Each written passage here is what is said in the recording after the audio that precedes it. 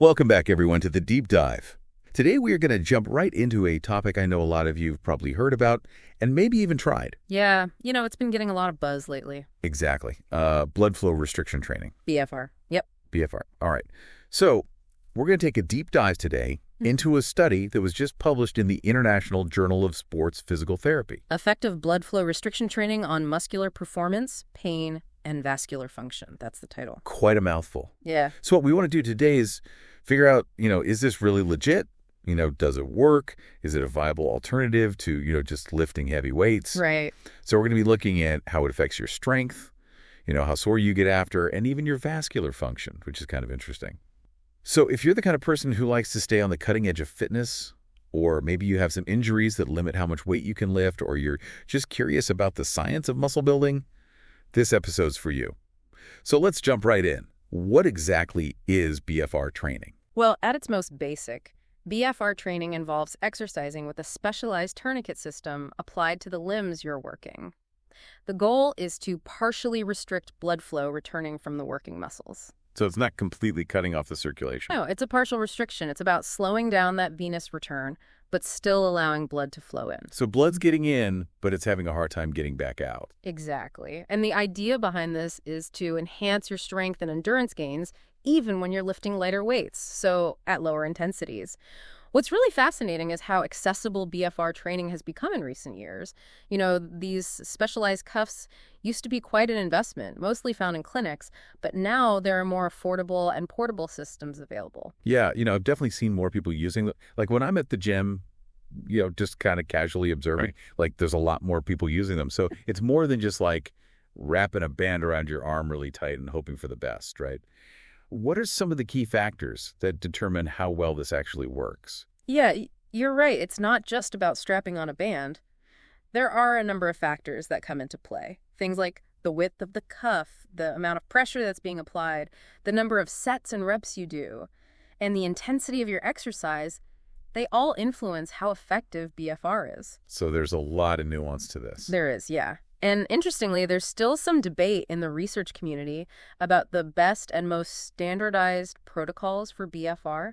And this study actually touches on that lack of a universal protocol. It's a fairly new area. Yeah. There's probably going to be a lot of research that comes out in the next, 5, 10, 15 years, probably refining it, figuring out the best practices. Yeah, exactly. But one area where it seems like it could be particularly helpful is in rehabilitation settings. Right. Right. Absolutely. If you're recovering from an injury, dealing with painful joints, or if you're an older adult where heavy lifting may not be the safest or most comfortable, BFR can offer a way to still stimulate muscle growth and strength without putting excessive strain on your joints.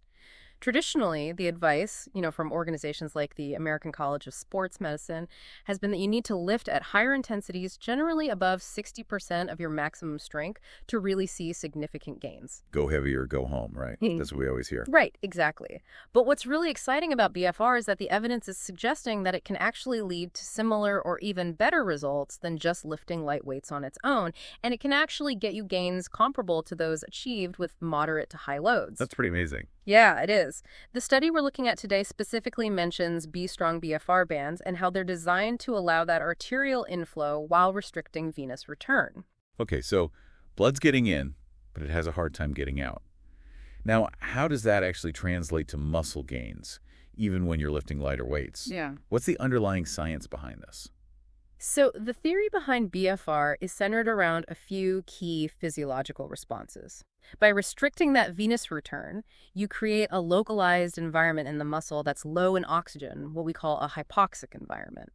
This leads to a buildup of metabolites like lactate, which is kind of what happens during high-intensity exercise. So it's kind of like mimicking that high-intensity environment. Exactly. It's creating that metabolic stress, which is a powerful signal for muscle growth. And on top of that, BFR is also thought to increase the release of growth hormone, which is obviously crucial for muscle repair and growth. But perhaps the most fascinating aspect is that BFR seems to help recruit those fast-twitch muscle fibers, the ones with the greatest potential for size and strength, even when you're working at relatively low intensities, like, say, 20% of your one-rep max. Wow, that is fascinating. So you're kind of tricking the body into thinking that it's under a much heavier load? Yeah, in a way, you're creating those internal signals for muscle adaptation without the same degree of mechanical stress. Okay, so that's the theory behind it. Yeah. So let's get into this study.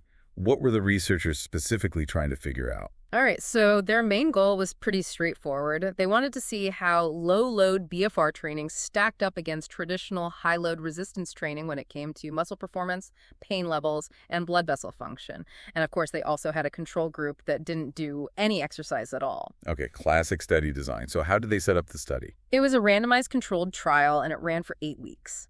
They recruited 31 healthy adults, average age of 23, and about 65% of them were female. And a really important point is that at the start of the study, all 3 groups had very similar baseline levels of muscle strength, endurance, and vascular health. They also excluded anyone with any heart problems, significant medical conditions, high blood pressure, or any injuries that would have made exercise unsafe. So they really wanted to make sure that they were comparing apples to apples. Exactly. Really important. So we have the 3 groups, the BFR group, the traditional high-load group, and then the no exercise group.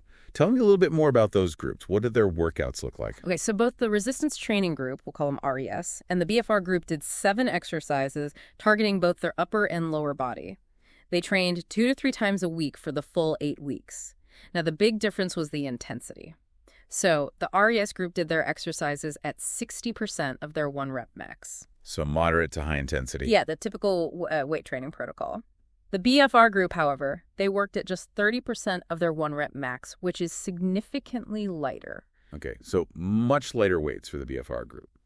How many reps and sets did each group do? The RES group did 3 sets of 10 repetitions for each exercise. The BFR group, on the other hand, did 3 sets of 30 repetitions. Or they would go until they couldn't do any more until they reached fatigue. And they used those pneumatic cuffs inflated to 250 millimeters of mercury for the upper body and 350 for the lower body. And a key detail here is that they didn't deflate the cuffs between sets or even between exercises. So they kept them on that whole time. The entire workout, yep, continuous restriction. Okay, so they're lifting much lighter weights, but with this continuous blood flow restriction, did they adjust the weight at all throughout the study? Like as they got stronger? They did. Every 2 weeks, the RES group increased the weight they were lifting by about 10% of their 1 rep max. For the BFR group, they could increase the weight they were using by up to 50% of their 1 rep max as they got stronger. So they were still progressively overloading, just like you would with traditional weightlifting. Okay, so we have the groups, we have the workout protocols. How did they measure pain and soreness? I know that's something that a lot of people are probably interested in. Is BFR going to make me really sore? Yeah, so 24 hours after each workout, they had the participants rate their pain and soreness using a couple of different measures. They used what's called a visual analog scale, or VAS, which is basically a 10-centimeter line where people mark how much pain they're feeling from no pain at all to the worst pain imaginable. So just marking on a line how much pain they're feeling. Exactly. They also used the Present Pain Intensity Scale, or PPI, from the McGill Pain Questionnaire. So with this one, participants choose a word that best describes their pain from a list of words that range in intensity. So you have everything from no pain all the way to excruciating. So a little bit more descriptive, choosing a word that describes their pain. Okay, so they're measuring subjective pain levels. What about objective measures like strength and vascular function? How do they assess those? So for strength, they measured everyone's 1 rep max, or 1 RM, at the beginning and the end of the study to see how much their strength had changed. For vascular function, they measured flow-mediated dilation, or FMD. This is a way to assess how well your blood vessels can widen. So essentially, how healthy and flexible your arteries are. Exactly. Again, they took those measurements at baseline, and then again after the 8 weeks of training. All right, so they got their baseline measurements. They put everyone through the training programs. Let's get to the good stuff. What did they find? Okay, let's start with muscle strength. What they found was that both the traditional resistance training group and the BFR group got significantly stronger compared to the control group. Okay, so both methods work. Yeah, both effective. But here's the interesting part for most of the exercises. The RES group, the folks lifting heavier, they saw a greater increase in their 1 RM compared to the BFR group. Okay, so maybe a slight advantage for traditional lifting when it comes to overall strength gains. It seems that way. There was one exception, though, hand grip strength. That one actually increased more in the BFR group. Interesting. Why do you think that is? That's a good question. The researchers actually speculated that it might be because, during the BFR training, those participants were gripping weights while their blood flow was restricted. So maybe those forearm muscles were getting an extra stimulus. Kind of makes sense. Yeah. Okay, so strength gains, we see improvements in both groups. What about body composition? Did they measure things like muscle mass and body fat percentage? They did, but they actually didn't find any significant changes in body composition in any of the groups over those 8 weeks. So no real difference in terms of muscle growth or fat loss between the groups? Not in this study, no. It's worth noting that 8 weeks might not be long enough to see really dramatic changes in body composition, especially in people who are already relatively healthy and fit. Yeah, that makes sense. Okay, so let's move on to vascular function. I'm really curious about this one because, we hear so much about the importance of cardiovascular health. Absolutely, and the findings here are really interesting. So they found that both the RES group and the BFR group saw a significant improvement in flow-mediated dilation, that FMD we talked about, compared to the control group. So both types of training had a positive impact on blood vessel health. Exactly, which suggests that lifting heavy weights isn't the only way to improve your vascular function. That's great news. Now let's talk about pain. How sore were people after these workouts? Was there a difference between the BFR group and the traditional lifting group?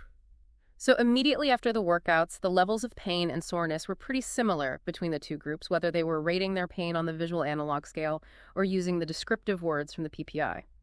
But here's the key difference. By the last training session, session number 20, the BFR group was actually reporting significantly less general muscle pain on that VAS scale compared to the RES group. Interesting, so less pain overall as the training progressed for the BFR group. That's right. The PPI scores, though, those word choices describing the pain, they weren't significantly different at that final point. Okay. I'm curious, when they were choosing words to describe their pain, were there any patterns there? Like, did they tend to use certain words more often than others? Yeah, there were some interesting patterns. Across all the training sessions, both groups most often described their pain as mild, which is good news. Okay. But the word discomforting was used significantly less often in the BFR group compared to the traditional lifting group. And really importantly, no one in either group ever said their pain was horrible. That's reassuring. I mean, nobody wants to be in excruciating pain after a workout. Uh, Okay, so less pain overall, especially as the training goes on for the BFR group. What about other things like resting heart rate and blood pressure? They found that resting heart rate and diastolic blood pressure were pretty much the same across all the groups after training, but both the RES and the BFR groups did see a decrease in their systolic blood pressure. Okay, so another positive health outcome associated with both types of training. Right. And lastly, the study also looked at muscular endurance using push-ups. How many push-ups people could do. Exactly. And in this case, the traditional resistance training group saw the biggest improvement, followed by the BFR group. The control group, not surprisingly, didn't really improve. Okay, so heavier lifting might have a slight edge when it comes to building muscular endurance. All right, so we've gone through a lot of data here. Let's step back and look at the big picture. What are the main takeaways from this study, and what did they suggest about BFR training? I think the most significant takeaway is that BFR training really does seem to be a legitimate way to build muscle strength without having to lift heavy weights. Okay. And that's a pretty big deal because it opens up a lot of possibilities for people who might not be able to lift heavy, whether it's because of injury, age, or other limitations. Plus, the fact that the BFR group reported less pain, especially later in the study, is really encouraging. It suggests that it might be a more comfortable way to train, and that could make it easier for people to stick with it over the long term. Yeah, consistency is key when it comes to exercise. So we've talked about the benefits, but what are the potential mechanisms at play here? How is BFR actually working to produce these strength gains, even with lighter weights? So the researchers believe it comes down to a few key factors. First, that reduction in oxygen, creating that hypoxic environment in the muscle, seems to be really important. It triggers a cascade of physiological responses, including the buildup of metabolites like lactate that ultimately signal to the muscle to grow and get stronger. And it's not just about the metabolic stress. BFR also seems to boost growth hormone levels, which is crucial for muscle recovery and growth. And then, of course, there's the fascinating ability of BFR to activate those fast-twitch muscle fibers even at low intensities. Right, so even though the weight is lighter, the body is still being challenged in a way that promotes strength gains. Exactly. It's like you're creating that internal environment of high-intensity exercise without actually having to lift super heavy. And what about the hand grip strength finding? You mentioned that the BFR group actually saw greater improvements in hand grip strength. Any thoughts on why that might be? The researchers think it might have to do with the fact that participants were gripping weights during those upper body exercises while their blood flow was restricted. So it's possible that those forearm muscles were getting a kind of double dose of stimulation. Interesting. So maybe a unique benefit for grip strength with BFR. Now, you also mentioned that the BFR group reported less pain overall, especially in the later stages of this study. Why do you think that might be? There are a few possible explanations. One is that they were starting with much lighter weights and progressing more gradually, so there might have been less initial muscle damage compared to the traditional lifting group. It's also possible that the BFR itself has some pain-reducing effects, but more research is needed to really understand how that might work. Makes sense. So it could be a combination of factors. Now, let's talk about those improvements in vascular function that we saw in both the BFR and the traditional lifting groups. What's the connection there? How does exercise in general promote healthier blood vessels? So both types of exercise seem to have a positive impact on the endothelium, which is the inner lining of your blood vessels. The study authors suggested that the restricted blood flow in BFR might actually stimulate the release of certain substances, like vascular endothelial growth factor, or VEGF, and growth hormone. And these can lead to an increase in nitric oxide, which is a molecule that helps your blood vessels relax and widen, what we call vasodilation. Okay, so it's promoting better blood flow. And it's interesting that they didn't actually see any changes in the size of the artery they measured, which suggests that these improvements in vascular function might happen even before any structural changes occur. Right. It seems like the functional changes might come first. Fascinating. Now, with all this exciting data, it's important to remember that this was just one study, and there are always limitations to consider, right? Yeah. Of course. It's crucial to keep the context in mind. So the participants in this study were young, healthy, and already fairly active. This means that their results might not necessarily apply to everyone. For example, people who are completely untrained or older adults might respond differently to BFR training. In fact, some studies have actually suggested that people who are less fit might experience even greater benefits from BFR. Interesting. And we have to remember that the pain measurements in the study relied on people's own reports, which can be subjective. Pain is a very individual experience. Also, the control group in this study didn't do any exercise at all, so it's possible that their overall fitness level declined somewhat during the study, which could have affected the results. Yeah, it's always good to have an active control group if possible. Maybe have them doing some other form of exercise that's not resistance training. Right, that would give you a better comparison. And another point to consider is that the total volume of work done, meaning the sets, reps, and weight lifted, might not have been exactly matched between the two training groups. It's possible that one group actually did more work overall than the other. And finally, the study didn't directly measure muscle growth, although there's plenty of other research out there showing that BFR can definitely lead to hypertrophy. Right, so more research is definitely needed to fill in some of those gaps. What did the researchers themselves suggest as potential areas for future study?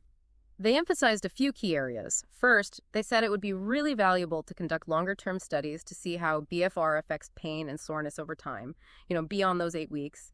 They also suggested exploring the effects of using BFR on all 4 limbs simultaneously, using the specialized systems that are available, and seeing how that impacts strength gains over longer periods. And importantly, they highlighted the need for more research in clinical populations like people with arthritis or other joint problems to really see how BFR might benefit them. Yeah, it would be great to see how BFR can be used as a tool in rehab settings. So, as we wrap up this deep dive, what's the key message you want to leave our listeners with today? I think the main takeaway is that blood flow restriction training appears to be a really promising alternative to traditional heavy lifting if you're looking to build muscle strength and improve your vascular health. And it might even come with less pain and soreness, especially as you get more accustomed to it. This is especially exciting for people who might not be able to or don't want to lift heavy weights, whether it's due to injury, age, or other reasons. Yeah, it's a great reminder that there's more than one way to achieve your fitness goals. And while this particular study provides us with some really valuable insights, it's clear that there's still a lot to learn about BFR. Absolutely. More research will definitely help us fine-tune our understanding of how to use it most effectively in different populations and for different goals. So here's a final thought for you all to consider as you go about your day. Imagine being able to achieve similar strength gains as heavy lifting, but with less stress on your joints and potentially less pain. How might that change your approach to fitness? What doors might it open for you or for someone you know? It's certainly something worth pondering. Thanks for joining us for another deep dive. Thanks for having me.